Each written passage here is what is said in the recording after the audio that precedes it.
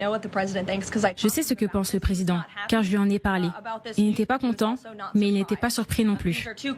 Ce sont deux pays qui sont en guerre depuis très longtemps. La Russie a lancé cette attaque contre Kiev et l'Ukraine a récemment porté un coup aux raffineries de pétrole russes. En effet, elle a détruit 20% de la capacité de raffinage de la Russie au cours de ces attaques tout au long du mois d'août. Le président continue donc de suivre de près cette tuerie. Malheureusement, cela continuera tant que la guerre durera. C'est pourquoi le président souhaite y mettre un terme et c'est pourquoi il a travaillé plus dur que quiconque pour mettre fin à cette guerre, qui n'aurait jamais commencé s'il avait été président. Mais peut-être que les deux parties ne sont pas prêtes à y mettre fin. On a justement la direction de Washington avec vous, Justine Jankowski. Quelle est la réaction du côté des Américains aujourd'hui ?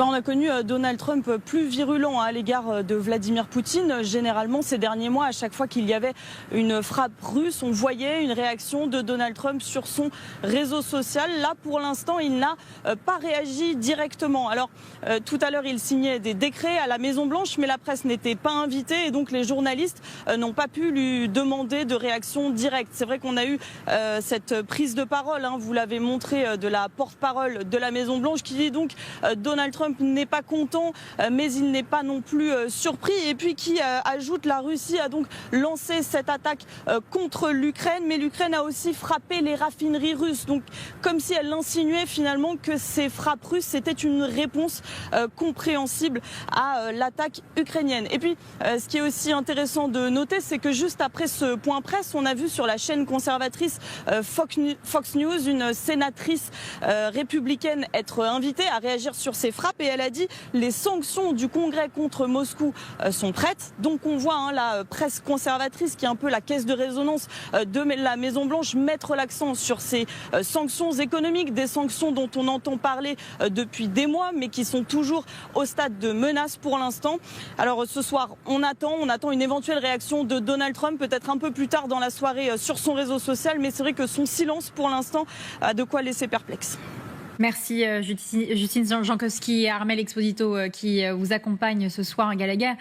C'est vrai que quand on entend les mots cités par Justine de Donald Trump, est-ce que c'est pas ça le problème ? C'est qu'il met l'agresseur et l'agressé au même niveau de manière constante. Exactement, et c'est ce qu'on entendait sa porte-parole, Madame Leavitt, juste avant faire. C'est un peu un partout, balle au centre. C'est-à-dire, les Russes tirent sur l'Ukraine tire sur la Russie, finalement.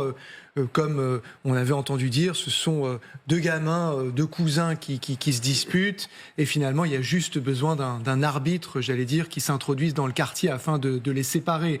Cette forme d'équidistance, elle est grave.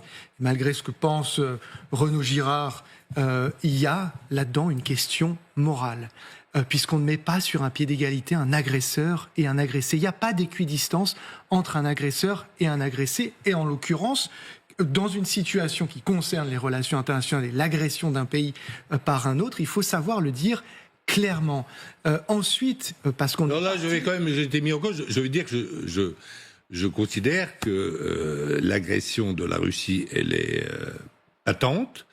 Elle est contraire à la Charte des Nations Unies. Je pense que la Charte des Nations Unies est un progrès en 1945. Et je considère qu'elle est donc contraire au droit international qui nous protège et qu'elle est même contraire, j'irais même plus loin que vous, voyez-vous, contraire à l'intérêt de la Russie et des Russes. Et on peut partir de là pour effectivement avancer et dire, et c'est ce que j'allais dire, que on est parti des propos de Keith Kellogg et dans cette interaction en fait entre ce que dit Keith Kellogg et ce que dit Caroline Leavitt, ajouté, combiné, comme le disait Justine Jankowski, à ce que dit Donald Trump, j'ai le sentiment que sur le dossier russo-ukrainien, en fait, dans cette administration, il y a good cop et bad cop. Alors, Keith Kellogg, c'est pas très bon dire good cop, mais des bad cop, il y en a 20. Et c'est ça le souci, il y a cet immense déséquilibre où on nous resserre de temps en temps. Même Marco Rubio, qui au Congrès était pro-Ukraine et qui a changé de... C'est très intéressant que vous l'introduisiez dans cette conversation. Il a tenu des propos récemment sur lesquels je pense qu'on aurait dû davantage se pencher. C'est vrai, il a eu cette manière très insidieuse de parler des sanctions. Et il a dit, vous voulez des sanctions ? Parce que là, ce dont il est question, c'est Donald Trump aurait le doigt sur la gâchette, il s'apprêterait, une fois de plus, à déclencher ces sanctions secondaires. Et ce que dit Marco Rubio, il dit, attention, une fois que nous déclencherons les sanctions, il n'y aura plus de négociations, il n'y aura plus de pourparlers. Et il faudra nous oublier parce que, ajoute Marco Rubio, Donald Trump est le seul à pouvoir parler à Vladimir Poutine. Et donc, c'est une menace qui est faite aussi à l'ensemble de la communauté internationale. Comme si c'était l'ultime exactement, c'est de décision. dire, vous n'arrêtez pas de nous dire que nous ne faisons rien et que nous n'appliquons pas les sanctions. Comprenez bien, vous, Européens, que si nous déclenchons ces sanctions, ce sera une porte qui se refermera et définitivement sur des négociations. Surtout que j'aimerais... C'est Marco Rubio qui le dit. Oui, Vraiment. mais sauf qu'on a le sentiment que ces négociations ne sont pas préparées. Et quand vous disiez, il y a les good cop et les bad cop, il y a aussi des non-cop. C'est-à-dire qu'une administration au département d'État, à la Maison-Blanche, qui a été largement purgée de tous ces experts, de tous ces éléments les plus experts et les connaisseurs de la Russie et du conflit, et qu'on a le sentiment que Trump, d'abord, se désintéresse et fondamentalement se désintéresse de ce conflit, voudrait que ce soit réglé en tirant des traits et des frontières et qu'on n'en parle plus. Comme vous dites, au fond, il est profondément attiré, fasciné par l'argumentaire russe, et que pour lui, l'agresseur, il n'a quand même jamais dit que l'Ukraine avait été agressée. Il a parfois un peu modulé son discours quand il avait parlé à des Européens après, puisque c'est le dernier qui parle, qui influence Donald Trump et qui change un peu son discours en fonction de qui lui a parlé en dernier. Mais il a quand même toujours pris le parti de Vladimir Poutine, et donc il est à la fois enclin à aller dans le sens de Vladimir Poutine, enclin à faire la paix, enclin à faire du business. Et avec en plus, on a le sentiment qu'il est quand même dans une méconnaissance totale des dossiers, de la complexité de la chose, et qu'il n'a pas d'experts auprès de lui et de conseillers suffisamment ferrés pour l'aiguiller. Surtout quand on regarde, vous allez voir ce graphique assez étonnant, on voit l'explosion des frappes sur l'Ukraine depuis les appels entre Donald Trump et Vladimir Poutine. C'est clairement lié, hein. C'est clairement lié. On l'a su, on l'a vu. À chaque fois quand Poutine appelait Trump ou quand Trump appelait Poutine, il y avait une augmentation de frappes. Je crois que c'est tout le temps Trump qui appelle Poutine. Pardon, et en plus, je crois que c'est tout le temps Trump qui appelle Poutine. Il y a autre chose aussi, c'est que en fait Trump, vous savez, il y a 2 ans et pendant toute la campagne présidentielle de l'année dernière, il disait j'ai un plan.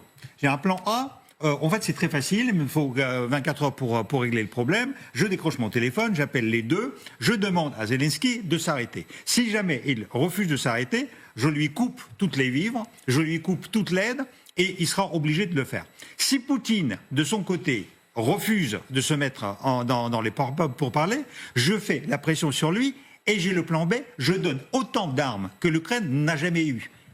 Vous avez entendu parler de ça une seule fois cette année ? Il a oublié ça. Ça n'existe plus. Ça n'existe plus. Vous savez qu'il ne peut pas le justifier à son électorat américain. C'est impossible, Sergei Girnov. C'est-à-dire que vous avez des Américains qui ont voté pour que l'aide à l'international s'arrête.